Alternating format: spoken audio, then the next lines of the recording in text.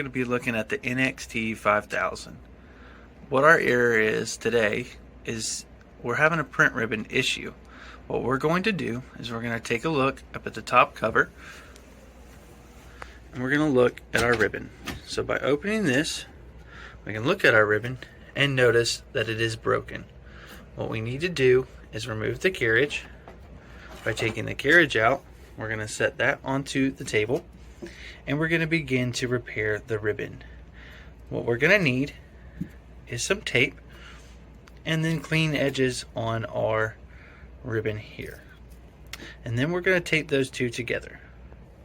Alright, so we're going to take our piece of tape and we're just going to take one of the edges here and pull it to the edge and tape it down. You want to make sure that you have both edges here and here that are equal. After we get our ribbon taped, we're going to roll it forward,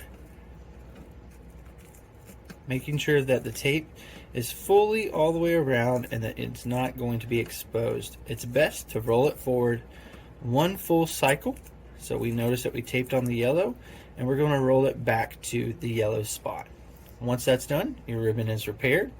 We can take it, drop it right back into our machine, close the cover, and now we are set. And that's how to repair the NXT5000 ribbon.